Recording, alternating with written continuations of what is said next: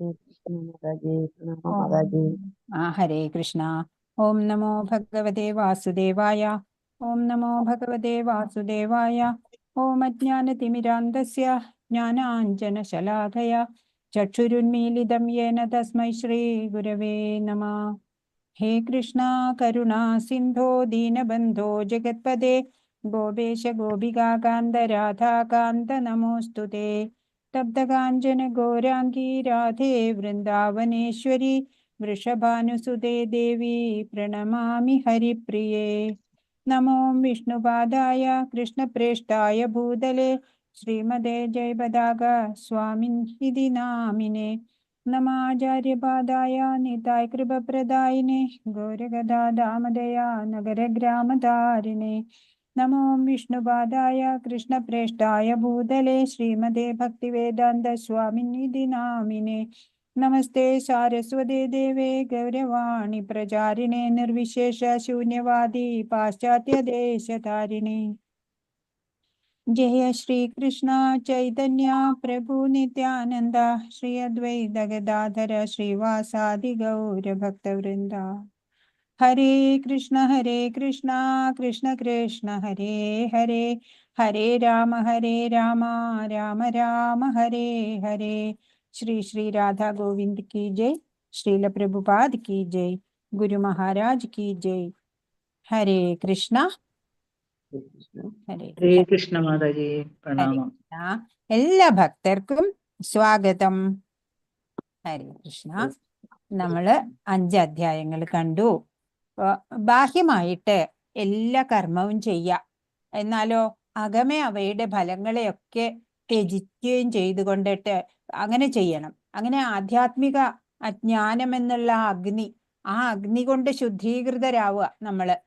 അങ്ങനെ നമുക്ക് ശാന്തിയും എല്ലാം അങ്ങനെ വൈരാഗ്യത്തില് അല്ലെ വിരക്തി വരിക, വിരക്തി, അതുപോലെ തിദിക്ഷ, സഹനശക്തി ഉണ്ടാവുക. അങ്ങനെ നമുക്ക് ആ ആധ്യാത്മിക ദർശനം പരമാ ആനന്ദവും ഒക്കെ നേടാൻ സാധിക്കും എന്നാണ് കഴിഞ്ഞ അധ്യായത്തില്, 5-ാമത്തെ അധ്യായത്തിൽ നമ്മൾ കണ്ടത്. അപ്പോൾ മനസ്സിനെയും ഇന്ദ്രിയങ്ങളെയും നിയന്ത്രിച്ചിട്ട് പരമാത്മാവിലെ ശ്രദ്ധ കേന്ദ്രീകരിക്കുന്ന പ്രക്രിയ, അത് അഷ്ടാംഗ യോഗം എന്നാണ്. അങ്ങനെയുള്ള ഒരു ധ്യാനമുറയെ കുറിച്ചിട്ടാണ് ഇവിടുത്തെ ഈ അധ്യായം, 6-ാമത്തെ അധ്യായം പറയുന്നത്. ചിത്തം സമനിലയിലെത്തണം അല്ലെ, സമചിത്തത എന്നൊക്കെ പറയും. ഏകാന്ത സമാധിയിലെത്തുക, ധ്യാന സാധനയിലൂടെ അങ്ങനെ പരമലക്ഷ്യത്തിലേക്ക് എത്താൻ സാധിക്കുമെന്ന് നമ്മുടെ മുനിമാര് കണ്ടിട്ടുണ്ട്.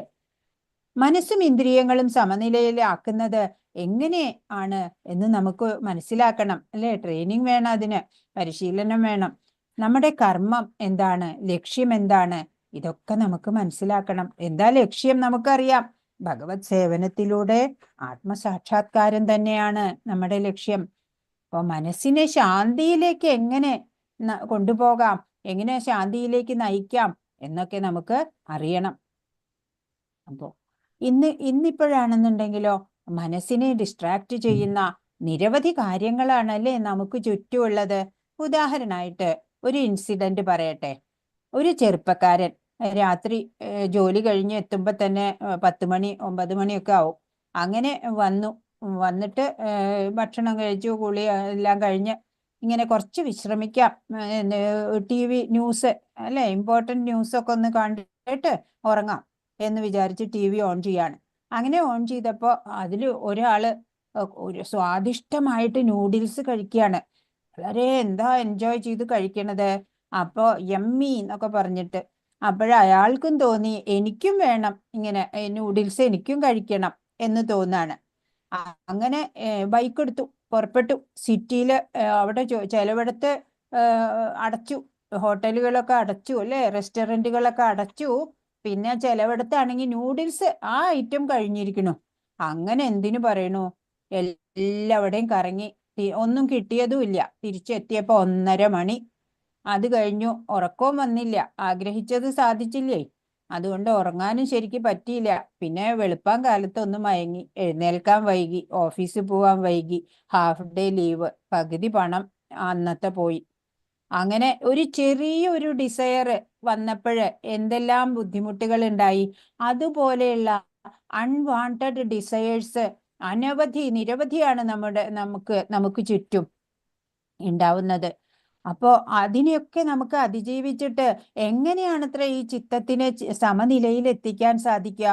അത് ഭഗവാൻ ഇവിടെ പറഞ്ഞു തരുന്നുണ്ട്. നമുക്ക് നോക്കാം. ഭഗവത് ഭക്തനാണ് ശ്രേഷ്ഠനായ യോഗി എന്ന് കഴിഞ്ഞ അധ്യായത്തില് പറയുന്നുണ്ട് അല്ലെ? തുടർന്ന് ഇവിടെ നമുക്ക് നോക്കാം.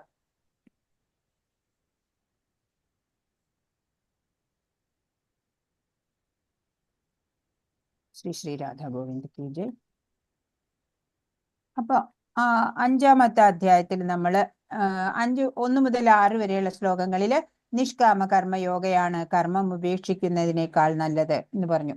അപ്പൊ കർമ്മഫലത്തിനെ ആഗ്രഹിക്കാതെ കർമ്മം ചെയ്യുന്നതാണ് കംപ്ലീറ്റ്ലി അത് ഉപേക്ഷിക്കുന്നതിനേക്കാളൊക്കെ നല്ലത്.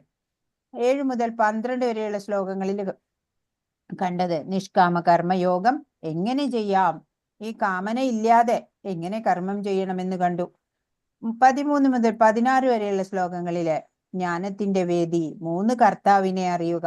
3 കർത്താവിനെ മനസ്സിലാവും. ഒരു പ്രവർത്തനത്തിന് 3 കർത്താവ് വേണം. 17 മുതൽ 26 വരെയുള്ള ശ്ലോകങ്ങളില് പരമാത്മാവിൽ ശ്രദ്ധ കേന്ദ്രീകരിച്ചുള്ള, ഇവിടെ എന്താ എഴുതിയേക്കണേ? മുക്തി. ഹരേ കൃഷ്ണ. അതുപോലെ 27 to 28 അഷ്ടാംഗ യോഗയിലൂടെയുള്ള മുക്തി. 29-ാമത്തെ ശ്ലോകം മുക്തിയുടെ വേദിയിൽ സമാധാനം അല്ലേ? ഭോക്താരം യജ്ഞതപസാം സർവലോക മഹേശ്വരം സുഹൃതം സർവഭൂതാനാം ജ്ഞാത്വാമാം ശാന്തി മൃച്ഛതി. പീസ് ഫോർമുലയായിട്ടുള്ള ശ്ലോകം നമ്മൾ കണ്ടു. ഈ അധ്യായത്തില് എന്താണ്? 1-ാമത്തെ വിഭാഗത്തില് 1 മുതൽ 4 വരെയുള്ള ശ്ലോകങ്ങളില് നിസ്സംഗതയിലൂടെ യോഗയിൽ മുന്നേറുന്നു. 5 മുതൽ 9 വരെയുള്ള ശ്ലോകങ്ങളിലോ യോഗാരൂഢനെ പറ്റി, നിസ്സംഗതയോടെ പ്രവർത്തിക്കലിനെ പറ്റി പറയുന്നു. 10 മുതൽ 32 വരെയുള്ള ശ്ലോകങ്ങളില് യോഗ പരിശീലനത്തിലെ ഘട്ടങ്ങളാണ് പറയുന്നത്. 33 മുതൽ 36 വരെയുള്ള ശ്ലോകങ്ങളില് പ്രക്ഷുബ്ധമായ മനസ്സിനെ നിയന്ത്രിക്കേണ്ടതിന്റെ ആവശ്യകത പറയുന്നു. 37 മുതൽ 45 വരെയുള്ള ശ്ലോകങ്ങളില് വിജയിക്കാത്ത യോഗിയുടെ ലക്ഷ്യസ്ഥാനം പറയുന്നു.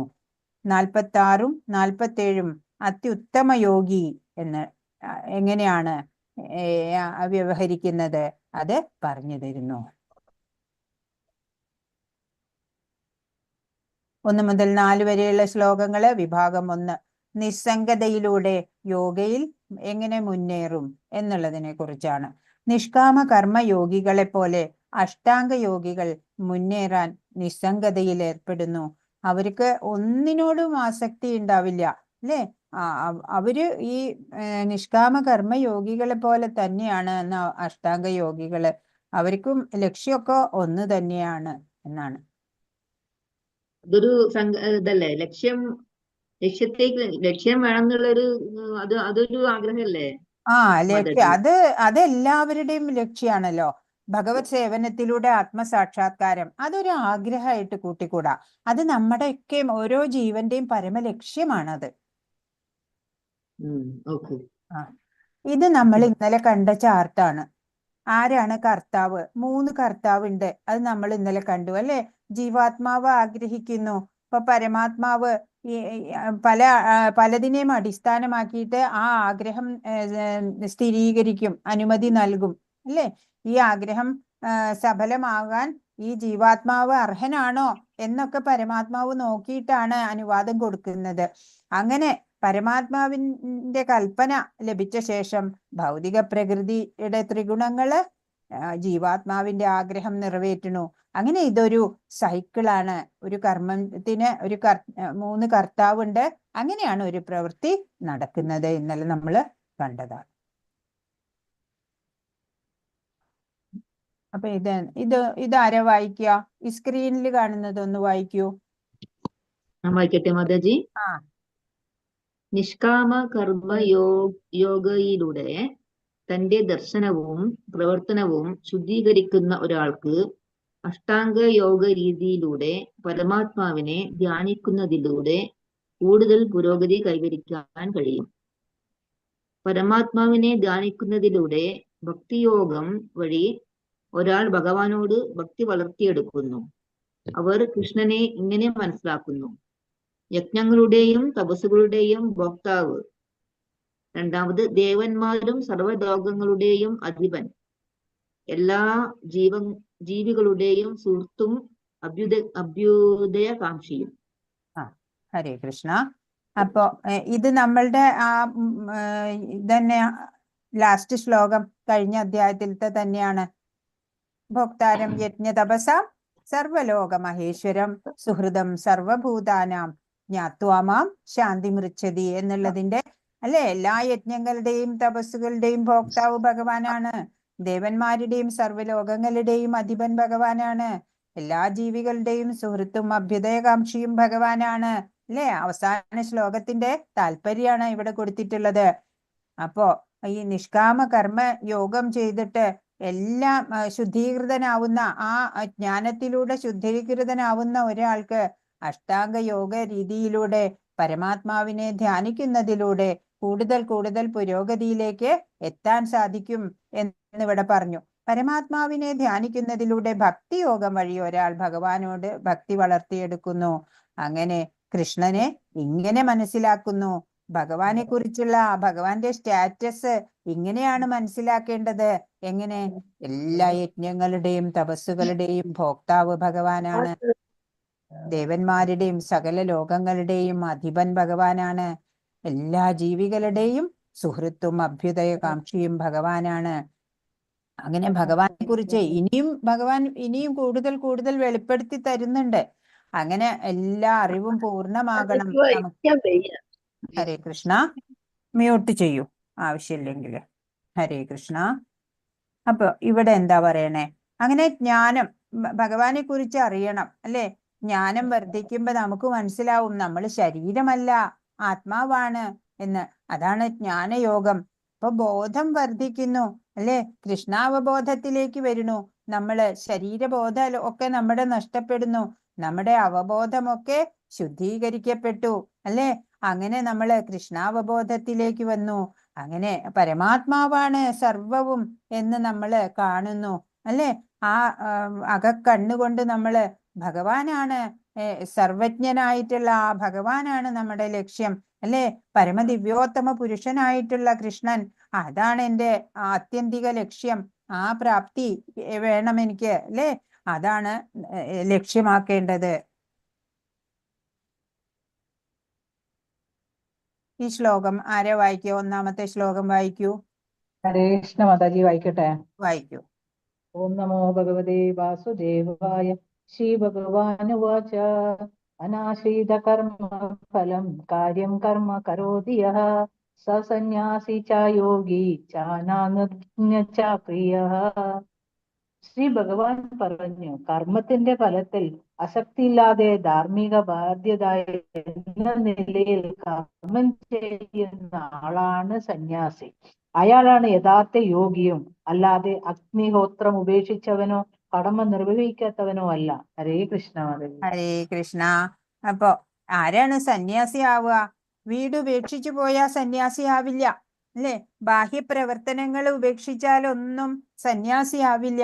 കർമ്മത്തിന്റെ ഫലത്തില് ആസക്തി ഇല്ലാതെ ധാർമ്മിക ബാധ്യതയാണ് ഈ കർമ്മം. എൻ്റെ ഓരോരുത്തരുടെയും കർമ്മമണ്ഡലം വേറെ വേറെയാണ് അല്ലെ. അപ്പൊ വിചാരിക്കുക ധാർമ്മിക ബാധ്യത എന്ന നിലയിൽ കർമ്മം ചെയ്യുക. അങ്ങനെയുള്ള ആളാണ് സന്യാസി. കർമ്മഫലം ഇച്ഛിക്കാതെ തൻ്റെ നിയത കർമ്മങ്ങൾ അനുഷ്ഠിക്കുന്ന ആളാണ് സന്യാസി. അയാൾ തന്നെയാണ് യഥാർത്ഥ യോഗിയും.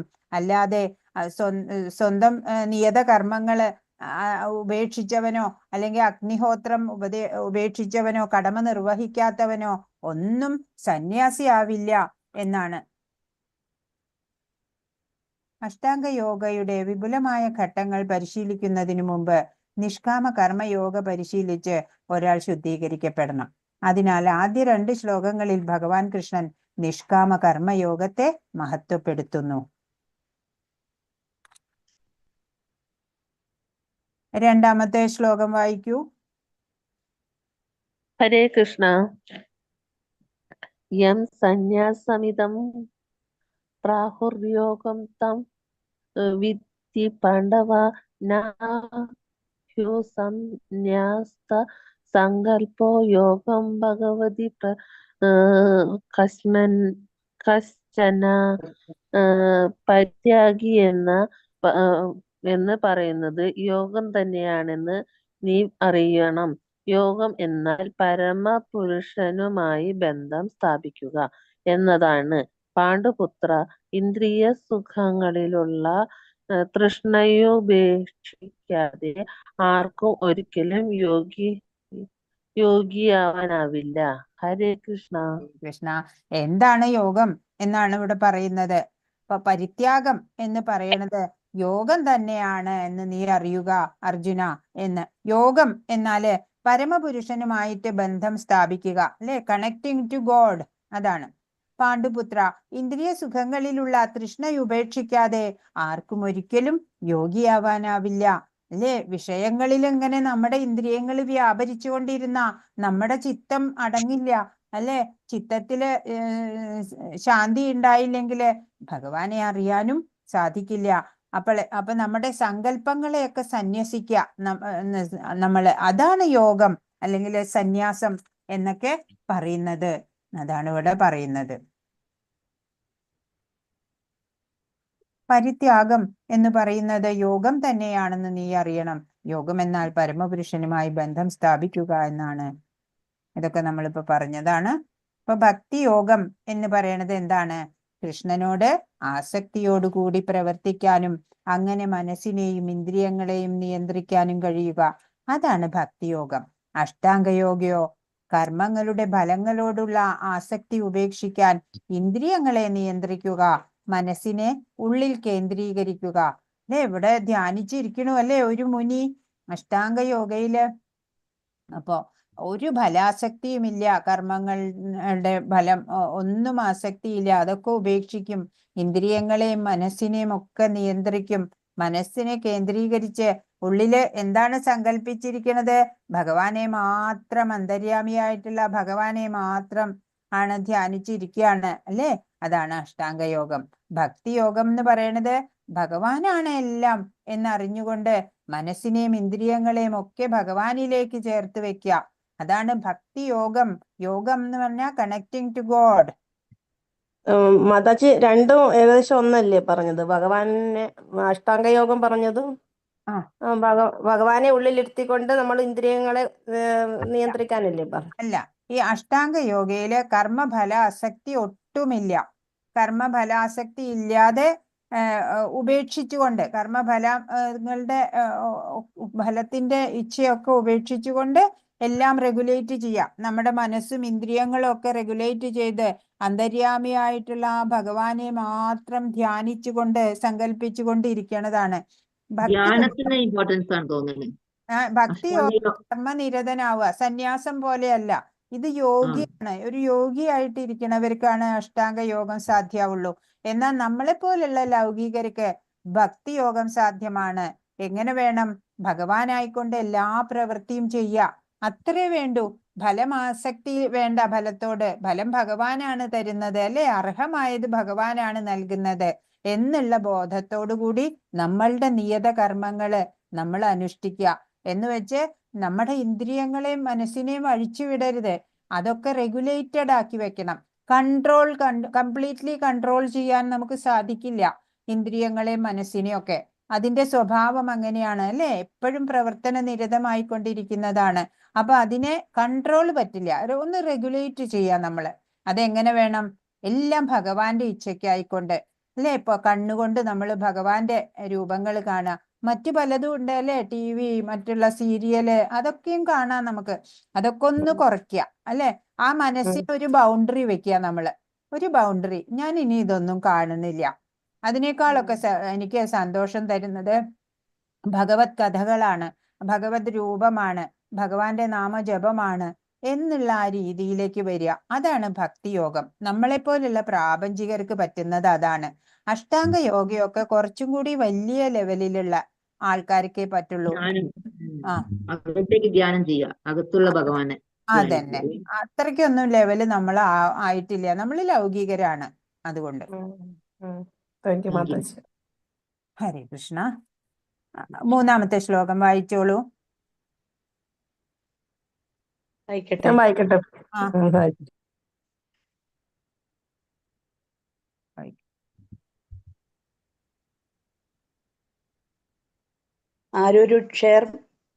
ആരുരുക്ഷോർ മുനേർയോഗം കർമ്മ കാരണമുച്യതേ യോഗാരൂഢസ്യ തസൈവ ശമ കാരണമുച്യതേ.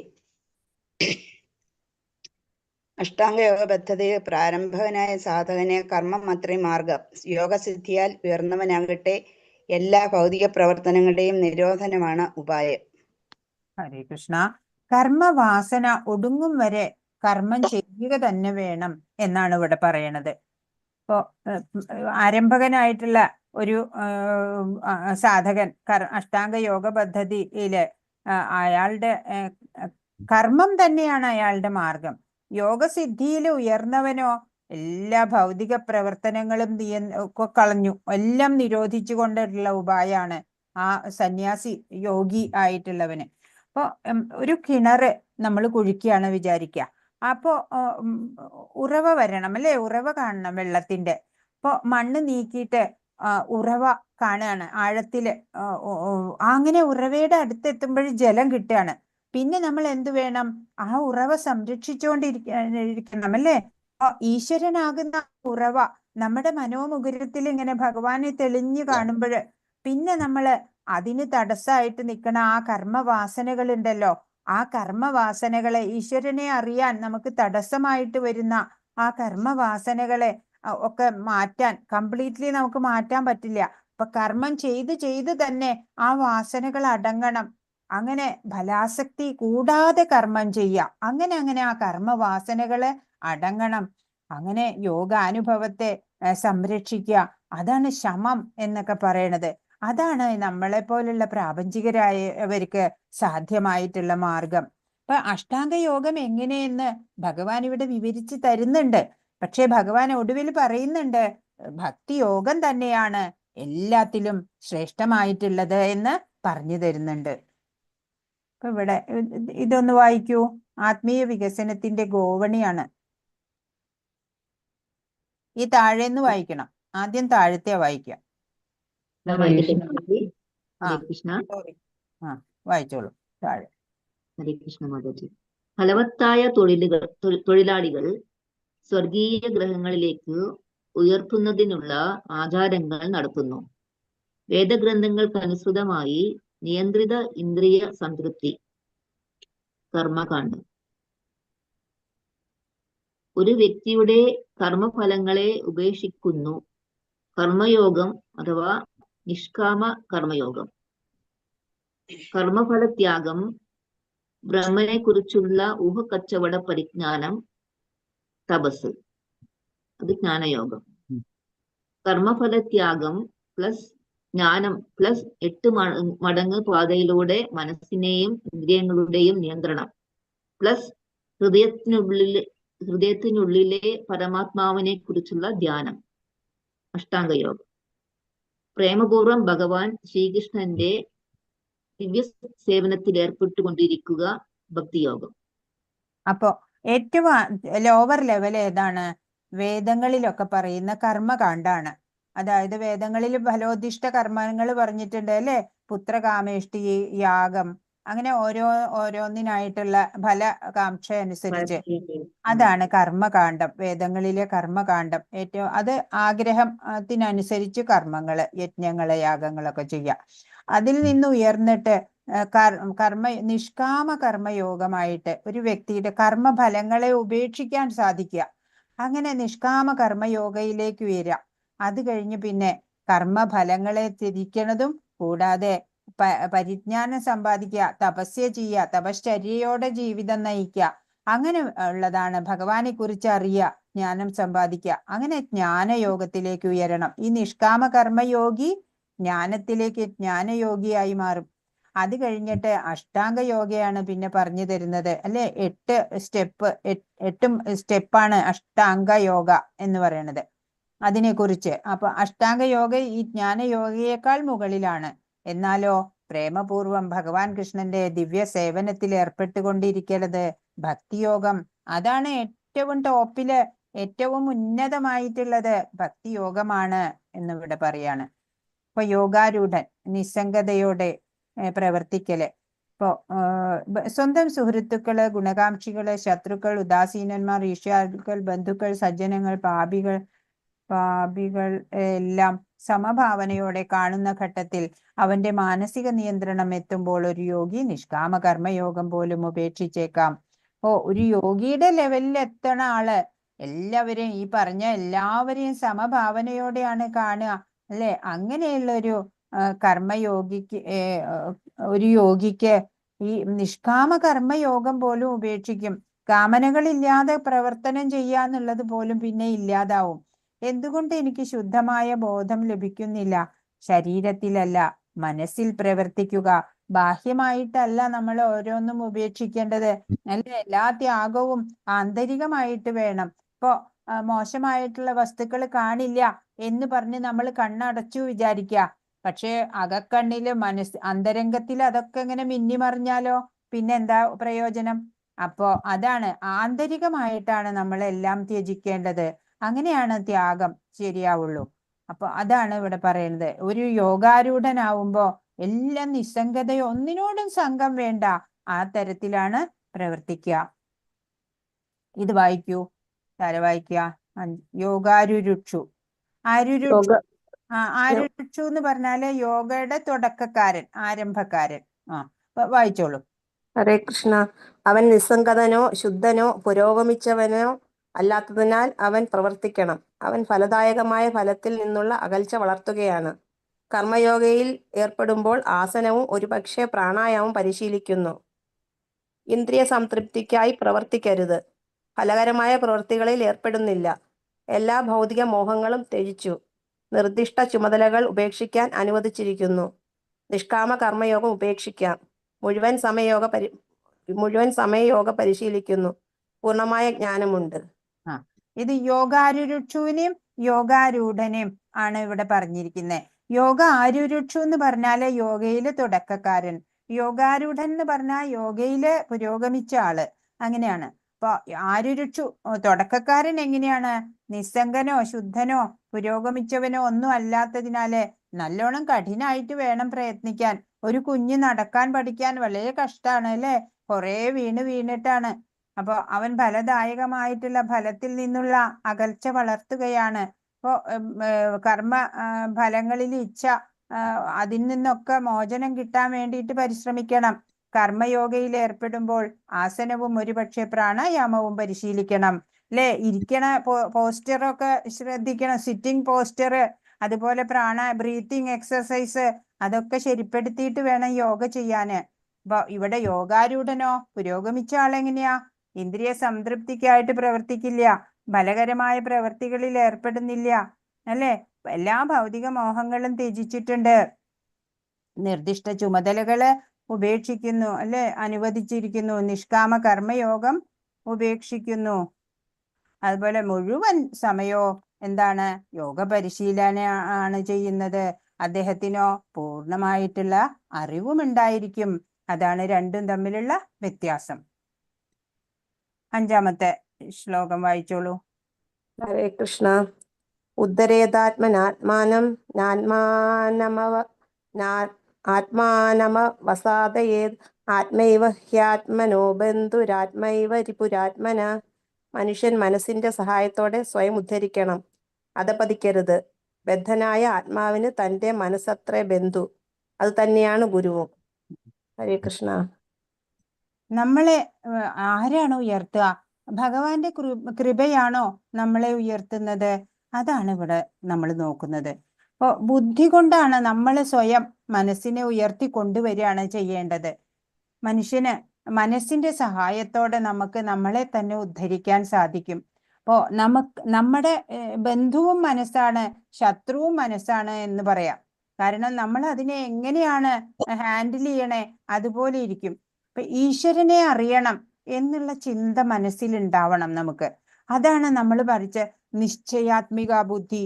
അതല്ലെങ്കിൽ വ്യവസായാത്മിക ബുദ്ധി എന്ന് നമ്മൾ 2-ാം അധ്യായത്തിൽ കണ്ടു അല്ലെ. ആ വ്യവസായാത്മിക ബുദ്ധി വേണം.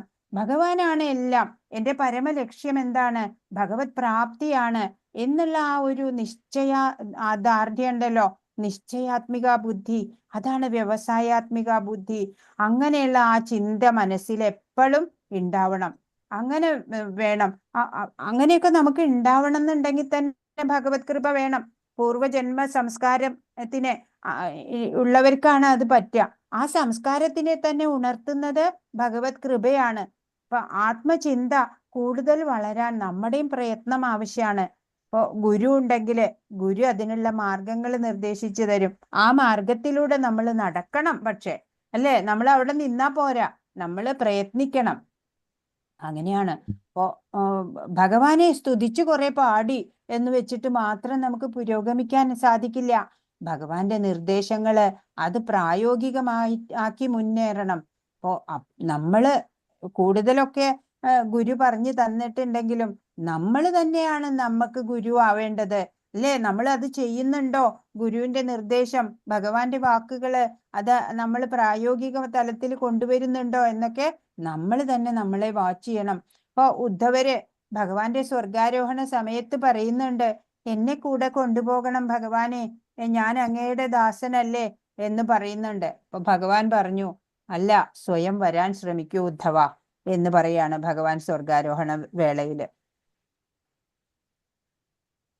അപ്പൊ മനസ്സ് നമ്മുടെ മിത്രാണോ ശത്രുവാണോ നമ്മൾക്ക് സ്വയം ഒബ്സർവ് ചെയ്യാൻ പറ്റും അല്ലേ. നമ്മളുടെ ചൊൽപ്പടിക്ക് നമ്മുടെ മനസ്സ് നിൽക്കാറുണ്ടോ അല്ലേ, ഭഗവാനിലെ ചിന്ത വരുന്നുണ്ടോ? അതൊക്കെ നമ്മൾ സ്വയം അങ്ങനെ വാച്ച് ചെയ്തിട്ട് അങ്ങനെ നമ്മൾ പരിശീലനത്തിലൂടെ സാധിച്ചെടുക്കണം. 6-ാമത്തെ ശ്ലോകം വായിച്ചോളൂ. ഹരേ കൃഷ്ണ. ബന്ധുരാത്മാത്മനസ്തസ്യ യേനേവൈവാത്മനാജിത അനാത്മനസ്തു ശത്രുത്തെ പത്തേതാത്മൈവ ശത്രുവത്. മനസ്സിനെ ജയിച്ചവന് മനസ്സ് തന്നെയാണ് ഉറ്റ സുഹൃത്ത്. അതിന് കഴിയാത്തവനാകട്ടെ മനസ്സ് പരമശത്രുവുമായിരിക്കും. ഹരേ കൃഷ്ണ. ഹരേ കൃഷ്ണ. ഭൗതികതയുടെ അതല്ലെങ്കിൽ മായയുടെ ആ ഒഴുക്കുണ്ടല്ലോ, അതിന് എതിരെ നീങ്ങുന്നതാണ് ആധ്യാത്മികത, സാധന എന്നൊക്കെ പറയുന്നത്. ഇപ്പൊ മായയുടെ ഒഴുക്കിന്റെ കൂട്ടത്തിൽ നീന്തിപ്പോയാൽ നമ്മള് പ്രാപഞ്ചികതയിൽ കിടന്ന് ഉഴലാനേ സാധിക്കുള്ളൂ അല്ലേ. ആ മായയുടെ അല്ലെങ്കിൽ ഭൗതികതയുടെ ഒക്കെ ഒഴുക്കിന് എതിരെ നീങ്ങുന്ന അതാണ് ആധ്യാത്മികത എന്ന് പറയുന്നത്. അങ്ങനെയാണ് സാധന അനുഷ്ഠാനത്തിലൂടെ നമുക്ക് പുരോഗതി ഉണ്ടാവുക. നമുക്ക് ഹിതമായത് ലഭ്യമാക്കുന്ന ആള് ബന്ധുവായിട്ട് നമുക്ക് വിചാരിക്കാൻ പറ്റും അല്ലെ. അപ്പൊ ഈശ്വരനിലേക്ക് ചലിക്കുന്ന ആ മനസ്സ് അത് നമ്മുടെ ബന്ധുവായിരിക്കും എപ്പോഴും. കർമ്മയോഗയിലൂടെ നമ്മൾ മനസ്സിനെ സമനിലയിൽ എത്തിക്കുക. അങ്ങനെയുള്ള ഒരാൾക്ക് ഭഗവത് കൃപയും കൂടെ ഉണ്ടാവും എന്നാണ്. അപ്പൊ മായയിൽ പെടാതെ നമ്മൾ ശ്രദ്ധിക്കണം അല്ലേ, മായാതീതരാവാൻ ശ്രമിക്കണം. മനസ്സിന് അതാണ് ഒരു ബൗണ്ടറി ഉണ്ടാക്കുക. TV കാണുക, അതുപോലെ അനാവശ്യ സംസാരങ്ങള്, ഇതൊക്കെ ഒഴിവാക്കാൻ നമ്മൾക്ക് സാധിക്കണം. ഞാൻ ഇനി നല്ല കാര്യങ്ങള്, ഭഗവത് ചിന്തകള്, ഭഗവത് കാര്യങ്ങളാണ് ഞാൻ ചെയ്യാൻ ഉദ്ദേശിക്കണേ. അങ്ങനെ നമ്മൾ തന്നെ നമ്മൾക്ക് ഒരു ബൗണ്ടറി നിശ്ചയിച്ചാലേ സാധ്യമാവുള്ളൂ, പരിശീലനം ശരിയാവുള്ളൂ. 7-ാമത്തെ ശ്ലോകാരോ വായിക്കുക. ഹരേ കൃഷ്ണ മാതാജി. ജിതാത്മന പ്രശാന്തസ്യ പരമാത്മസമാഹിതഃ ശീതോഷ്ണ സുഖ ദുഃഖേഷു തഥാ മാനവമാനയോ. മനസ്സിനെ കീഴടക്കിയവൻ ശാന്തി നേടുകയാൽ പരമാത്മാവിനെ പ്രാപിച്ചു കഴിഞ്ഞു. അങ്ങനെയുള്ള ആൾക്ക് തണുപ്പും ചൂടും സുഖവും ദുഃഖവും മാനവും അപമാനവും എല്ലാം ഒരുപോലെ തന്നെ. ഹരേ കൃഷ്ണ. ഹരേ കൃഷ്ണ. ഈശ്വരനിലേക്ക് പരമാത്മാവിനെ പ്രാപിച്ചു കഴിഞ്ഞു. അങ്ങനെയുള്ള ഒരാൾക്ക് പിന്നെ ദ്വന്ദ്ങ്ങളൊന്നുമില്ല, ഒന്നും അയാളെ ബാധിക്കില്ല. ജയം പരാജയം മാനം അപമാനം ഒന്നും. അപ്പൊ മനസ്സിനെ നമ്മുടെ ഉറ്റ ബന്ധുവാക്കിയിട്ട് നമ്മൾ മാറ്റണം. ഏതവസ്ഥയിലും അങ്ങനെയുള്ള മനസ്സ് നമ്മുടെ കൂടെ നിൽക്കും. ഏതിനെയും ഏത് സമയവും ഒരുപോലെ സ്വീകരിക്കുന്നതായിരിക്കും അങ്ങനെയുള്ള മനസ്സ്. ഇപ്പൊ ഞാൻ എൻ്റെ എന്നൊക്കെയുള്ള ആ വ്യക്തിബോധം ഉണ്ടല്ലോ, അഹന്ത, അതൊക്കെ ഇല്ലാത്തയാളെ ആർക്കും അസ്വസ്ഥനാക്കാൻ സാധിക്കില്ല. പിന്നെ ആരാലും അയാള് അസ്വസ്ഥനാക്കപ്പെടില്ല.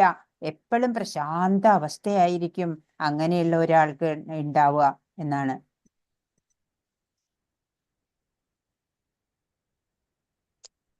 അപ്പോ ഇവിടെ പറഞ്ഞിരിക്കുന്നത് 8ാമത്തെ ശ്ലോകം വായിക്കൂ. സോറി, 9ാമത്തെ ശ്ലോകത്തിന്റെയാണ് ഇവിടെ പറഞ്ഞിട്ടുള്ളത്. 8ാമത്തെ ശ്ലോകം വായിക്കൂ. 8ാമത്തെ വായിച്ചില്ല. വായിക്കട്ടെ. ആരമുണ്ടോ? ഹരേ കൃഷ്ണ. ജ്ഞാനവിജ്ഞാനത്താത്മാ കുടസ്ഥോ വിജിതേന്ദ്രിയ യുക്ത ഇത്യുച്യതേ യോഗേ സമലോഷ്ടാസ്മ കാഞ്ചനഃ. ജ്ഞാനം കൊണ്ടും സാക്ഷാത്കാരം കൊണ്ടും തികച്ചും സംതൃപ്തനായ ഒരാളെ ആത്മസാക്ഷാത്കാര നിഷ്ഠനായ യോഗി എന്ന് പറയാം. സംയമീയായ അയാൾ ഔഭൗതികതയിലും സ്ഥിതി ചെയ്യുന്നു. അയാളുടെ ദൃഷ്ടിയിൽ കല്ലും മണ്ണും സ്വർണവും ഒരുപോലെ തന്നെ. ഹരേ കൃഷ്ണ. അപ്പൊ എന്താ പറയണേ ഇവിടെ? ഒരു ബന്ധു നമ്മളെ സ്വസ്ഥതയിൽ വെക്കും അല്ലേ? നല്ല ഇഷ്ട ബന്ധു ഉണ്ടെങ്കില് അത് മനസ്സിന്റെ തലത്തിനെ പറയാണ്. മനസ്സ് ബന്ധു ആവുമ്പോഴ് നമ്മൾക്ക് എപ്പോഴും പ്രശാന്ത അവസ്ഥയുണ്ടാവും. അപ്പോ അയാൾ ആത്മീയതയിലാണ് സ്ഥിതി ചെയ്യുന്നത്. അയാള് ഭൗതിക ദൃഷ്ടിയിലല്ല പിന്നെ സ്ഥിതി ചെയ്യുന്നത്. അയാൾക്ക് പിന്നെ ഒന്നിനോടും ആസക്തി ഉണ്ടാവില്ല. കല്ലായാലും മണ്ണായാലും സ്വർണമായാലും ഒക്കെ ഒരുപോലെ തന്നെ. അവർക്കങ്ങു രത്നം ചരൽക്കല്ലുപോലെ ഉരങ്കാക്ഷിമാരോ മരപ്പാവ പോലെ എന്നാണ് അല്ലെ. ഈശ്വരൻ ഉണ്ട് എന്നറിഞ്ഞിട്ട് അത് നമുക്ക് അനുഭവപ്പെടാൻ സാധിക്കണം. അപ്പോഴുണ്ടാവുന്ന ആ നിശ്ചലതയുണ്ടല്ലോ, അതാണ് നമ്മൾക്ക് ഫീൽ ചെയ്യാൻ പറ്റേണ്ടത്. അറിവ്, ജ്ഞാനം, വിജ്ഞാനം, അതാണ് അനുഭവം അല്ലെ. അറിവ് എന്ന് പറഞ്ഞാൽ ജ്ഞാനം. ആ ജ്ഞാനം അനുഭവിച്ചറിയലാണ് വിജ്ഞാനം അല്ലെ. അങ്ങനെ ഭഗവാനെ ഫീൽ ചെയ്യുന്ന ഒരാൾക്ക് സമദർശനാണ്. പിന്നെ അയാളുടെ മുമ്പിൽ കല്ലാണെങ്കിലും കാഞ്ചനമാണെങ്കിലും എല്ലാത്തിനോടും ഒരേ സമീപനം തന്നെ ആയിരിക്കും അയാൾക്ക്. ഇപ്പൊ മനസ്സിന്റെ 6 ശത്രുക്കളെയാണ് ഇവിടെ പറയുന്നത്. കാമം, ക്രോധം, ലോഭം, മോഹം, മത്സരത, മോഹം, മതം, അങ്ങനെയുള്ള 6 ശത്രുക്കളെയാണ് ഇവിടെ കാണിച്ചിട്ടുള്ളത്. ജ്ഞാനം കൊണ്ടും സാക്ഷാത്കാരം കൊണ്ടും സാക്ഷാത്കാര നിഷ്ഠനായ വ്യക്തി കല്ലും മണ്ണും സ്വർണവും ഒരുപോലെ ദർശിക്കുന്നു. അല്പം കൂടി പുരോഗതി നേടിക്കഴിഞ്ഞവരാണെങ്കിലോ സ്വന്തം സുഹൃത്തുക്കൾ, ഗുണകാംക്ഷികൾ, ശത്രുക്കൾ, ഉദാസീനന്മാർ, ഈർഷ്യാലുക്കൾ, ബന്ധുക്കൾ, സജ്ജനങ്ങൾ, പാപികൾ എല്ലാം സമഭാവനയോടെ കാണുന്നു. 10 മുതൽ 32 വരെയുള്ള ശ്ലോകങ്ങളിലെ യോഗ പരിശീലനത്തിലെ ഘട്ടങ്ങള് കൃഷ്ണൻ അഷ്ടാംഗ യോഗയുടെ സമ്പ്രദായങ്ങൾ വിവരിക്കുന്നു. ഫലം യോഗാരൂഢം, തികവുറ്റ ഘട്ടം. ആത്യന്തികമായി പരമാത്മാവിന്റെ ദർശനം ഉണ്ടാവുകയാണ്. അതില് യമ, താഴേന്ന് വരുന്നത് യമ, നിയമ, ആസന, പ്രാണായാമ, പ്രത്യാഹാര, ധാരണ, ധ്യാന, സമാധി, അങ്ങനെയാണ് അതിന്റെ 8 സ്റ്റേജസ് ആണ് ഇവിടെ കാണിച്ചിരിക്കുന്നത്. അതൊന്നും കൂടെ പറയുന്നുണ്ട് ഡീറ്റെയിൽ ആയിട്ട്. ഇതൊക്കെ ഈ കാണിച്ചിരിക്കുന്നതൊക്കെ യോഗയാണോ? ഇതൊന്നും യോഗയല്ല അല്ലേ. ഇതൊക്കെ ഓരോ ഫിസിക്കൽ. ഇതാണോ യോഗ? അല്ല. ഇതാണോ യോഗ? അല്ല. ഇതൊക്കെ ശരീരത്തിനെ ക്ലേശിപ്പിച്ചുകൊണ്ടുള്ള ഓരോ ആസുരിക പ്രവൃത്തികളാണ് അല്ലേ. ഇത് ബിയർ യോഗ എന്നൊക്കെ പറയും അല്ലെ. അതൊന്നുമല്ല ശരിക്കുള്ള യോഗ. യഥാർത്ഥത്തിലുള്ള യോഗ അഷ്ടാംഗ യോഗ, 8 അംഗങ്ങളായിട്ടുള്ള യമ, അനുസരിക്കേണ്ടത് നിയമ, ആസന, പോസ്ചർ അല്ലെ, പ്രാണായാമ, ബ്രീത്തിങ് എക്സസൈസ്, പ്രത്യാഹാര, ധാരണ, ധ്യാന, സമാധി, അങ്ങനെ 8 അംഗങ്ങളാണ്, 8 സ്റ്റെപ്സ് ആണ് ഒരു യോഗയ്ക്കുള്ളത്. അത് ഭഗവാൻ ഇവിടെ പറഞ്ഞു തരുന്നുണ്ട്. യമ എന്ന് പറഞ്ഞാൽ എക്സ്റ്റേണൽ ഡിസിപ്ലിൻ ആണ്. നിയമ ഇന്റേണൽ ഡിസിപ്ലിൻ ആണ്. ആസന എന്ന് പറഞ്ഞാൽ പോസ്റ്റർ ആണ്, മെഡിറ്റേഷൻ സീറ്റ്.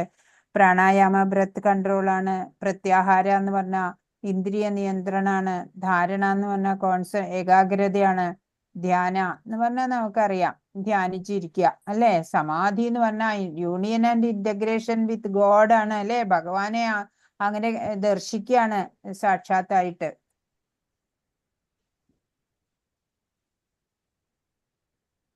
10ാമത്തെ ശ്ലോകം വായിക്കൂ. ഹരേ കൃഷ്ണ.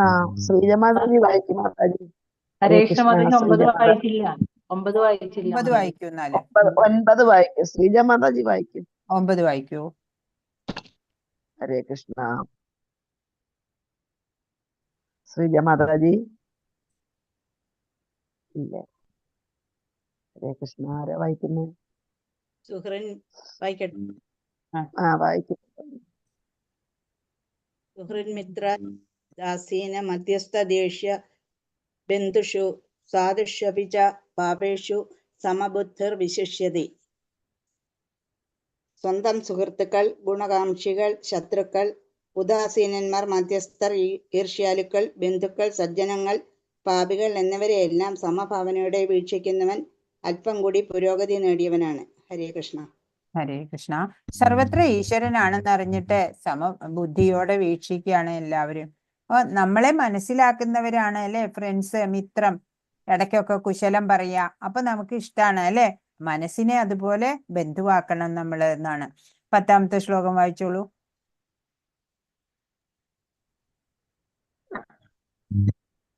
ഹരേ കൃഷ്ണ. ഞാൻ ചൊല്ലട്ടെ? വായിക്കൂ.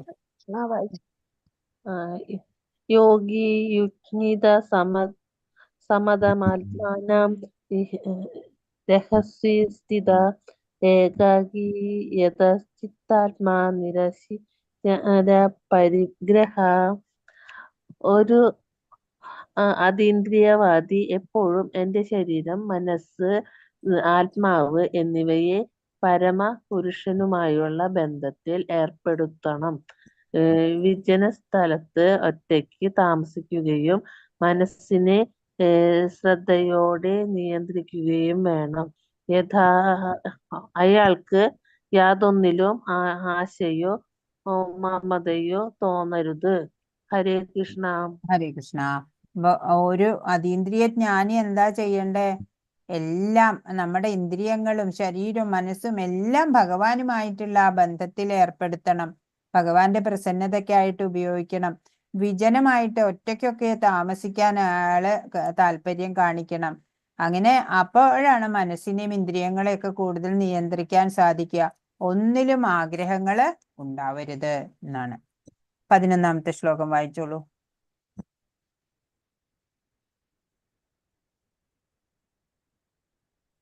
മാതാജി.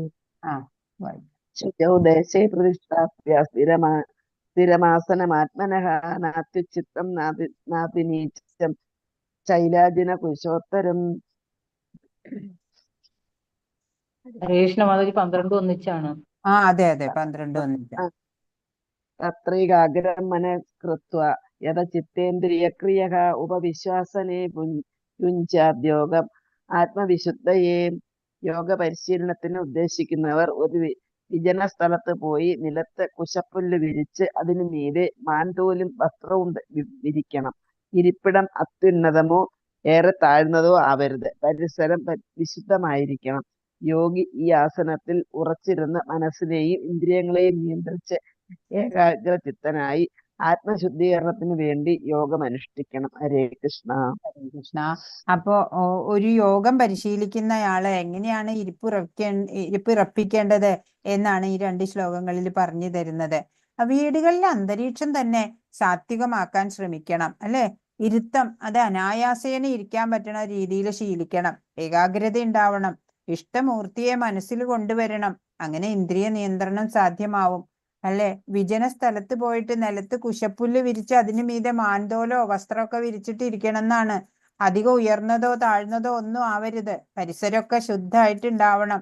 അങ്ങനെ മനസ്സിനെ ഇന്ദ്രിയങ്ങളെയും ആ ആസനത്തിൽ ഇരുന്നു കൊണ്ട് നിയന്ത്രിച്ച് ഏകാഗ്രചിത്തനായിട്ട് ആത്മശുദ്ധീകരണത്തിന് വേണ്ടിയിട്ട് യോഗ അനുഷ്ഠിക്കണം എന്നാണ്. 13ഉം 14ഉം വായിച്ചോളൂ. സ്ലൈഡിലില്ലേ മാതാജി ശ്ലോകം? സ്ലൈഡിൽ ഉണ്ടോന്ന് കേട്ടോ. ഇത് നമ്മൾ വായിച്ചില്ല അല്ലെ. 13, 11 to 14 എന്നാണ് ഇവിടെ. കുശപ്പുല്ല് നോക്കട്ടെ. പ്രത്യാഹാര ഭൗതിക അസ്തിത്വത്തിൽ 11, 12 അതില്ല മാതാജി, അതില്ല. വായിച്ചോളൂ. 13, 14. ധ്യാനത്തിനായിട്ടുള്ള ബേസിക് പ്രിൻസിപ്പിൾസ് ആണ് അതിൽ പറയണേ. 13ഉം 14ഉം വായിച്ചോളൂ.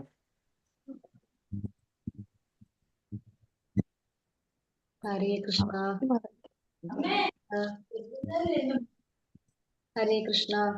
സമം ശിരോഗ്രീവം ധാരയന്നാചിതം സ്ഥിര സംപ്രേക്ഷ്യ നാസികാഗ്രം ദിച്ഛാനാവലോകയൻ പ്രശാന്താത്മാ വിഗത ബ്രഹ്മചാരി വ്രതേ സ്ഥിത മനസംയമ്യമച്ചിത്തോ യുദ്ധ ആസിത മൽപര. തന്റെ ശരീരവും കഴുത്തും ഋജുരേഖയിൽ നിർത്തിക്കൊണ്ട് യോഗി നാസാഗ്രത്തിൽ ദൃഷ്ടി ഊന്നണം. സ്വസ്ഥവും നിയന്ത്രിതവുമായ മനസ്സോടെ നിർഭയനായി ബ്രഹ്മചര്യനിഷ്ഠനായി സൗഹൃദയസ്ഥനായ എന്നെ ജീവിതത്തിന്റെ ആത്യന്തിക ലക്ഷ്യമെന്ന് ഗ്രഹിച്ച് ധ്യാനിക്കുകയാണ്. ഹരേ കൃഷ്ണ. ഹരേ കൃഷ്ണ. ഭഗവാൻ ധ്യാനത്തിന്റെ ആ ബേസിക് ആയിട്ടുള്ള റൂൾസ് പ്രിൻസിപ്പിൾസ് ഒക്കെ പറഞ്ഞു തരികയാണ്. അപ്പൊ എന്ത് വേണം? ശരീരവും കഴുത്തും ഋജുരേഖയില് നിർത്തണം. സ്ട്രെയിറ്റ് ലൈനായിട്ട് ഇരിക്കണം. അങ്ങനെ ദൃഷ്ടി നാസാഗ്രത്തില് ഊന്നണം. പിന്നെ സ്വസ്ഥവും നിയന്ത്രിതമായിട്ടുള്ള മനസ്സോടെ നിർഭയനായിട്ട് ഒരു ഭയവും വേണ്ട.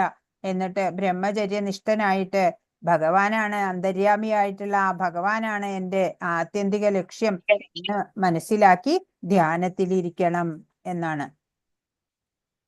ഏത് തലത്തിലേക്ക് യോഗി എത്തുന്നു എന്ന് 15ാമത്തെ ശ്ലോകം പറയുന്നുണ്ട്. വായിക്കൂ 15ാമത്തെ ശ്ലോകം.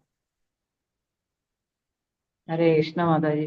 യുജ്യന്നേവ സദാത്മാനം യോഗി നിയതമാനസ ശാന്തി നിർവാണ പരമം മത്സ്യം സംസ്ഥാമതി ഗച്ഛതി. ഇങ്ങനെ മനസ്സും ശരീരം പ്രവർത്തനങ്ങൾ എന്നിവകളെ നിരന്തരം ചൊൽപ്പടിയിൽ നിർത്തിക്കൊണ്ട് ആത്മനിയന്ത്രണം സാധിച്ച അതീന്ദ്രജ്ഞാനി ഭൗതിക ജീവിതത്തെ അതിക്രമിച്ച് ദൈവ സാമ്രാജ്യം കൃഷ്ണപദം പോകുന്നു. ഹരേ കൃഷ്ണ. ഹരേ കൃഷ്ണ. അങ്ങനെ ആ ധ്യാനനിരതനായിട്ട് ആ ഭഗവാനെ തന്നെ ആത്മസാക്ഷാത്കാരം അല്ലെ, ആത്മാവിനെ അല്ല അന്തര്യാമിയായിട്ടുള്ള ഭഗവാനെ ദർശിച്ചുകൊണ്ട് അല്ലെ ആത്മനിയന്ത്രണം സാധിച്ച ആ അതീന്ദ്രിയജ്ഞാനി ഈ ഭൗതിക ജീവിതത്തിനെയൊക്കെ അതിക്രമിക്കും. അങ്ങനെ അദ്ദേഹത്തിന് കൃഷ്ണ സാമ്രാജ്യം കിട്ടുകയാണ് അല്ലെ, കൃഷ്ണപദം കിട്ടുകയാണ്, ദൈവ സാമ്രാജ്യം പോകാൻ സാധിക്കും എന്നാണ്. അപ്പൊ ഗാഠനിദ്ര എന്ന് പറയുമ്പോ നമ്മൾ ആനന്ദാണ് അല്ലെ, നന്നായിട്ട് ഉറങ്ങി എന്ന് പറയുമ്പോ എത്ര സുഖമായിട്ടാണ് അല്ലെ. അതുപോലെ ധ്യാനം കൊണ്ട് ഉണ്ടാവണ ശാന്തി ഉണ്ടല്ലോ, അത് ഒരിക്കലും അനുഭവിച്ചാല് വീണ്ടും വീണ്ടും നമ്മള് അതിനു വേണ്ടി ശ്രമിക്കും. നിത്യ ആനന്ദാണ് കിട്ടുന്നത് ആ ധ്യാനത്തിലൂടെ കിട്ടുന്നത്. ഗാഠനിദ്രയിൽ നിന്ന് തന്നെ നമുക്ക് പരമാ സുഖാണ് കിട്ടുന്നത് അല്ലെ. അപ്പൊ ധ്യാനം കൊണ്ടോ അങ്ങനെ ആ മനസ്സിൽ ആ ഭഗവാനെ കണ്ടുകൊണ്ടുള്ള ആ ധ്യാനിച്ചുള്ള യോഗ ചര്യ ഉണ്ടല്ലോ, അത് നിത്യാനന്ദത്തിനായിട്ട് നമ്മൾ വീണ്ടും വീണ്ടും ചെയ്യാൻ തുടങ്ങും എന്നാണ്. ധ്യാന പരിശീലനത്തിന് ജീവിതത്തിനെ എങ്ങനെ ചിട്ടപ്പെടുത്തണമെന്ന് 16ാമത്തെ ശ്ലോകം പറയുന്നു. വായിച്ചോളൂ.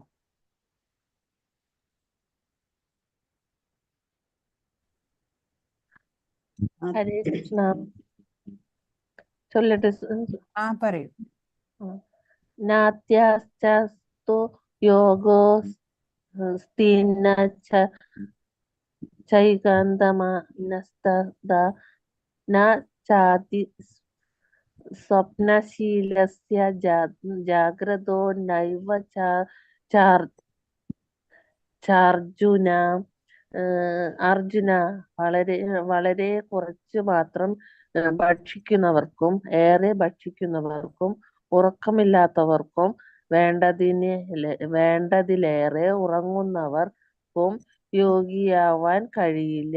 ഹരേ കൃഷ്ണ. ഹരേ കൃഷ്ണ. അപ്പൊ ജീവിതത്തിനെ എങ്ങനെയൊക്കെ ചിട്ടപ്പെടുത്തണ്ടേ, ആഹാരത്തിൽ എങ്ങനെയൊക്കെയാണ് നിയന്ത്രണം വേണ്ടത് എന്നാണ്. ആഹാരം മിതമായിട്ട് കഴിക്കുക, ഉറക്കം അതും മിതമായിട്ട് പാടുള്ളൂ. കൂടുതലും കുറവോ ഒന്നായാല് അങ്ങനെയുള്ള ആൾക്ക് യോഗിയാവാൻ പറ്റില്ല എന്നാണ്. നിയന്ത്രിത ജീവിതം അത് ദുഃഖത്തിനെ അകറ്റും എന്നാണ് 17ാമത്തെ ശ്ലോകം പറയുന്നത്. വായിച്ചോളൂ. ഹരേ കൃഷ്ണ. യുക്താഹാര വിഹാരസ്യ യുക്തചേഷ്ടസ്യ കർമ്മസു യുക്തസ്വപ്നാവബോധസ്യ യോഗോ ഭവതി ദുഃഖഃ. ആഹാരം, നിദ്ര, വിഹാരം, പ്രവൃത്തി എന്നിവയിൽ നിയന്ത്രണം പാലിക്കുന്നവന് യോഗ പരിശീലനം കൊണ്ട് സർവ്വ ദുഃഖങ്ങളും അകറ്റാൻ കഴിയും. ഹരേ കൃഷ്ണ. അപ്പോ ഈ പ്രഭുപാദ് പറയാറുണ്ട്, ഈ ഭക്ത സംഘം ഉണ്ട് അല്ലെ, ഡിവോട്ടീസ് സംഘമായിട്ട് എത്ര ആനന്ദത്തിലാണ് അവര് ചാൻഡിങ്, ഡാൻസിങ്, ഫീസ്റ്റിംഗ് അല്ലെ, സന്തോഷത്തിലാണ് അവര്. ഭക്ഷണം, ഉറക്കം, പ്രതിരോധം എല്ലാ ആവശ്യങ്ങളും അമിതമായാല് യോഗ പരിശീലന പുരോഗതിക്ക് അതൊക്കെ വിഘ്നം ചെയ്യും. അപ്പൊ ആഹാരം, നിദ്ര, വിഹാരം, പ്രവൃത്തി എന്നിവയിലെല്ലാത്തിലും നമ്മൾ നിയന്ത്രണം കൊണ്ടുവരണം. അങ്ങനെയുള്ള ആള് യോഗ പരിശീലനം ചെയ്ത് സർവ്വ ദുഃഖങ്ങളും അകറ്റുന്നു എന്നാണ്. അപ്പൊ ആരാണ് യോഗയുക്തൻ എന്ന് 18ാമത്തെ ശ്ലോകം പറയുന്നു. 18 വായിച്ചോളൂ. ഹരേ കൃഷ്ണ. യഥാ വിനിയതം ചിത്തമാത്മന്യേവാപതിഷ്ഠതേ നിസ്പൃഹ സർവകാമേഭ്യോ യുക്ത ഇത്യുച്യതേ തഥാ. യോഗാനുഷ്ഠാനം കൊണ്ട് മാനസിക പ്രവർത്തനങ്ങളെ നിയന്ത്രിച്ച് അതീന്ദ്രിയാവസ്ഥയിൽ സ്ഥിതി ചെയ്യുമ്പോൾ ഭൗതികമായ ആഗ്രഹങ്ങൾ വെടിഞ്ഞ് അയാളെ യോഗയുക്തനെന്ന് പറയപ്പെടുന്നു. ഹരേ കൃഷ്ണ. ഹരേ കൃഷ്ണ. ഇവിടെ എന്താ പറയണേ? 18. ഇവിടെ എന്താ പറയുക? തന്റെ മാനസിക പ്രവർത്തനങ്ങളെ അച്ചടക്കത്തിലാക്കുകയും ഭൗതികമായ ആഗ്രഹങ്ങളില്ലാതെ അതീന്ദ്രിയത്തിൽ സ്ഥിതി ചെയ്യുകയും ചെയ്യുന്നു. അവൻ യോഗ നേടിയതായി പറയപ്പെടുന്നു. അതായത് യോഗാനുഷ്ഠാനം കൊണ്ട് എല്ലാ മാനസിക വ്യവഹാരങ്ങളെ നിയന്ത്രിക്കാൻ സാധിക്കും. അങ്ങനെ അതീന്ദ്രിയ അവസ്ഥയിൽ സ്ഥിതി ചെയ്യുന്ന ആള് ഭൗതികമായിട്ടുള്ള എല്ലാ ആഗ്രഹങ്ങളും വെടിഞ്ഞ ആളാണ്. ആ ആളെയാണ് യോഗയുക്തൻ എന്ന് പറയാ. അപ്പൊ മനസ്സിനെ നിയന്ത്രിച്ച യോഗിയുടെ സ്ഥിതിയാണ് 19ാമത്തെ ശ്ലോകത്തിൽ പറയുന്നത്. വായിച്ചോളൂ. 19. യഥാ ദീപോ നിപാതസ്ഥോ നേംഗതേ സോമപാ സ്മൃത യോഗിനോ യഥ ചിത്തസ്യ യുഞ്ജതോ യോഗമാത്മന. കാറ്റ് തട്ടാത്ത ഒരിടത്ത് വെച്ച ചാഞ്ചല്യമില്ലാത്ത ദീപനാളം പോലെയാണ് മനസ്സിനെ നിയന്ത്രിച്ച യോഗി. അദ്ദേഹം നിരന്തരം അതീന്ദ്രിയ സത്തയിൽ ധ്യാനമർപ്പിച്ച് അക്ഷുബ്ധനായി നിലകൊള്ളും. കാറ്റില്ലാത്ത സ്ഥലത്തെ വിളക്ക് കുലുങ്ങാത്തതുപോലെ മനസ്സിനെ നിയന്ത്രിക്കുന്ന അതീന്ദ്രിയവാദി അതീന്ദ്രിയമായ ആത്മാവിനെ കുറിച്ചുള്ള ധ്യാനത്തിൽ എപ്പോഴും സ്ഥിരത പുലർത്തുന്നു. അയാളുടെ മനസ്സ്, ചിത്തം എങ്ങനെയുള്ളതായിരിക്കും? കാറ്റില്ലാത്ത സ്ഥലത്ത് വെച്ചിരിക്കുന്ന ഒരു വിളക്ക് പോലെ ഒരനക്കവും ഉണ്ടാവില്ല അല്ലെ? അല്ല, കാറ്റുള്ള സ്ഥലത്താണെങ്കിലോ വിളക്കിന്റെ നാളം ആടി ഉലയും, അതല്ലെങ്കിൽ അത് കെട്ടുപോകും അല്ലെ? അങ്ങനെ ചാഞ്ചല്യമില്ല. കാറ്റില്ലാത്ത സ്ഥലത്ത് വിളക്ക് പോലെ ആയിരിക്കും ആ യോഗിയുടെ നിയന്ത്രിച്ച മനസ്സ് എന്നാണ്. അയാള് ഏത് സ്ഥിതിയിലും അക്ഷുബ്ധനായിട്ട് അയാൾക്ക് നിലകൊള്ളാൻ സാധിക്കും എന്നാണ്. സമാധി അവസ്ഥ കൊണ്ടുള്ള നേട്ടങ്ങൾ എന്തൊക്കെയാണ് എന്നാണ് 20 മുതൽ 23 വരെയുള്ള ശ്ലോകങ്ങളിൽ പറയുന്നത്. വായിച്ചോളൂ. ഹരേ കൃഷ്ണ. എത്രോ പരമതേ ചിത്തം നിരുദ്ധം യോഗ സേവയാ എത്ര ചൈവാത്മനാത്മാനം പശ്യനാത്മനി തുഷ്യതി സുഖമാത്യന്തികം എത്തത് ബുദ്ധിഗ്രാഹ്യമതീന്ദ്രിയം വേത്തി എത്ര ന ചൈവായം സ്ഥിതശ്ചലതി തത്വത യം ലബ്ധ്വാ ചാപരം ലാഭം മന്യതേനാധികം തഥാ യസ്മിൻ സ്ഥിതോ ന ദുഃഖേന ഗുരുണാപി വിചാല്യത്തെ തം വിദ്യാ ദുഃഖ സംയോഗ വിയോഗം യോഗ സഞ്ചിതം. സമാധി എന്ന പരിപൂർണാവസ്ഥയിൽ മനസ്സ് യോഗാനുഷ്ഠാനം മൂലം ഭൗതികങ്ങളായ മനോവൃത്തികളിൽ നിന്നും തികച്ചും പിന്മാറിയിരിക്കും. നിർമ്മലമായ മനസ്സുകൊണ്ട് സ്വാത്മാവിനെ സാക്ഷാത്കരിച്ച് ആത്മാവിൽ ആനന്ദം കൊള്ളാനുള്ള കഴിവ് ഈ പൂർണ്ണാവസ്ഥയിൽ സ്വാഭാവികമാണ്. ആനന്ദഭരിതമായ ആ നിലയിൽ അളവറ്റ അതീന്ദ്രിയ സുഖമാണ് ദിവ്യേന്ദ്രിയങ്ങളിലൂടെ ഒരാൾക്ക് അനുഭവപ്പെടുക. ഇതിലെത്തിയാൽ പിന്നെ ഒരിക്കലും സത്യത്തിൽ നിന്ന് ചലിക്കേണ്ടി വരില്ല. ഇതിലും വലിയൊരു നേട്ടമില്ലെന്ന് ബോധ്യപ്പെടുകയും ചെയ്യുന്നു. മാത്രമല്ല, ഏതൊരാപത്ഘട്ടത്തിലും ഒരാൾ ശുദ്ധനാവുകയില്ല. ഭൗതികമായുള്ള ബന്ധത്തിൽ നിന്നുള്ളവാകുന്ന സർവക്ലേശങ്ങളിൽ നിന്നുമുള്ള യഥാർത്ഥ മോചനമാണിത്. ഹരേ കൃഷ്ണ. ഹരേ കൃഷ്ണ. അപ്പൊ ആ ആള് സമാധിയുടെ ആ പൂർണ്ണ അവസ്ഥയിലെത്തിയ ഒരു യോഗാരൂഢന്റെ കാര്യമാണ് ഇവിടെ പറയണത്. ഭൗതികങ്ങളായിട്ടുള്ള ആ മനോവൃത്തികളിൽ നിന്നൊക്കെ പിന്മാറിയ ആളായിരിക്കും. അയാളുടെ മനസ്സ് നിർമ്മലമായിരിക്കും, ഒരു മാലിന്യങ്ങളും ഉണ്ടാവില്ല. അങ്ങനെ ആ ആത്മാവില് ഭഗവാനെ സാക്ഷാത്കരിച്ച് കൊണ്ട് ആനന്ദം കൊള്ളാനുള്ള കഴിവ് അയാൾക്ക് സിദ്ധിച്ചിട്ടുണ്ടാവും. അങ്ങനെയുള്ള ആനന്ദഭരിതമായിട്ടുള്ള നിലയില് അയാള് അതീന്ദ്രിയ സുഖമാണ് അയാൾ ഓരോ ഇന്ദ്രിയങ്ങളിലൂടെയും അനുഭവപ്പെടുക അയാൾക്ക്. അങ്ങനെ ഇതിലെത്തിയാ പിന്നെ ആ സത്യം എന്താണെന്ന് അയാൾ കണ്ടറിഞ്ഞു. അതിൽ നിന്ന് പിന്നെ അയാൾക്ക് വ്യതിചലിക്കേണ്ടി വരില്ല എന്നാണ്. ഇതിലും വലിയ ഒരു നേട്ടം ഇനി എനിക്ക് കിട്ടാനില്ല എന്നുള്ള ബോധ്യം അയാൾക്ക് വരുവാണ്. അപ്പൊ ഏതൊരു ആപത്ഘട്ടം പിന്നീട് ഉണ്ടായാലും പ്രക്ഷുബ്ധനാവില്ല. ഭൗതികമായിട്ടുള്ള ബന്ധങ്ങളിൽ നിന്നോ സർവക്ലേശങ്ങളിൽ നിന്നോ അങ്ങനെയുള്ള ഒരു യോഗാരൂഢൻ മുക്തനായിരിക്കും എന്നാണ് പറയുന്നത്. അപ്പൊ ഈ സ്ഥിതി കൈവരണം. ഈ സ്ഥിതി കൈവന്നാല് അങ്ങനെ നമുക്ക് ഉണ്ടാവും. ഏറ്റവും വലിയ പ്രയാസങ്ങൾക്കിടയിലും ഒരാൾ ഒരിക്കലും കുലുങ്ങില്ല. ഭൗതിക സമ്പർക്കത്തിൽ നിന്നുണ്ടാകുന്ന എല്ലാ ദുരിതങ്ങളിൽ നിന്നുമുള്ള യഥാർത്ഥ സ്വാതന്ത്ര്യമാണിത്. ഇപ്പൊ മറ്റെല്ലാ യോഗകളും ഭക്തി യോഗയുടെ ലക്ഷ്യത്തിലേക്കുള്ള പുരോഗതിയാണ്. അതിലെ ഏറ്റവും താഴെ കർമ്മയോഗം അല്ലെ, കർമ്മം യോഗമാക്കി ചെയ്തു. പിന്നെ ജ്ഞാനം സമ്പാദിച്ചു അല്ലെ, ജ്ഞാനയോഗം. പിന്നെ അഷ്ടാംഗ യോഗം അത് അനുഷ്ഠിച്ചു അല്ലെ. ഇങ്ങനെയൊക്കെ യോഗ പോസ്റ്ററിലൊക്കെ ഇരുന്ന് ധ്യാനിച്ച് അല്ലെ, മനസ്സിനെ ഇന്ദ്രിയങ്ങളെ നിയന്ത്രിച്ച്. അതിൻ്റെ മുകളിലാണ് ഭക്തിയോഗം അല്ലെ, ഭഗവാനുമായിട്ട് നേരിട്ട് നമുക്ക് ബന്ധമുണ്ടാവുന്നു. അപ്പോ ഈ കോണി എന്താ കാണിക്കുന്നത്? താഴെ നിന്ന് ഇങ്ങനെ മുകളിലെ ഏറ്റവും മുകളിലുള്ള ഭക്തിയോഗത്തിലേക്കും ഭഗവാനിലേക്കും നമുക്ക് എത്താൻ സാധിക്കണം എന്നാണ്.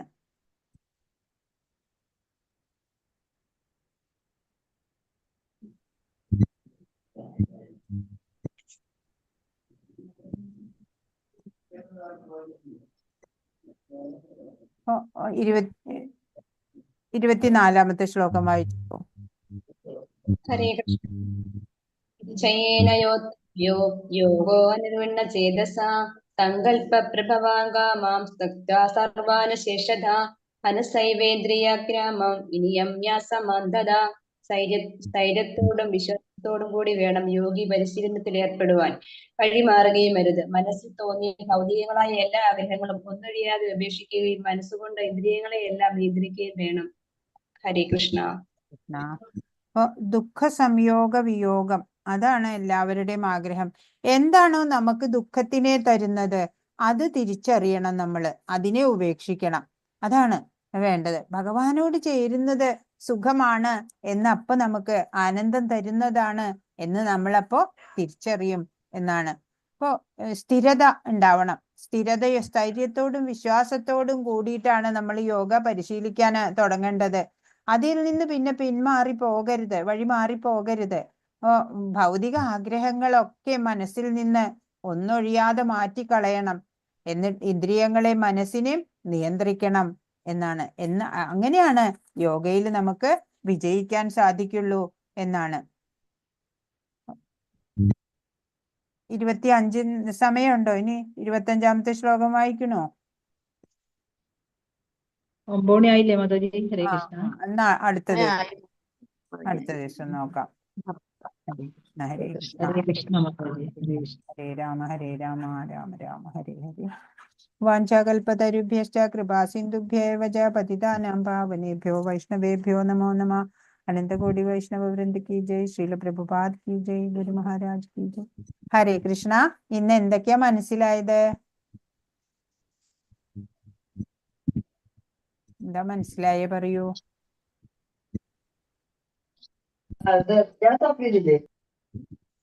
ഹരേ കൃഷ്ണ.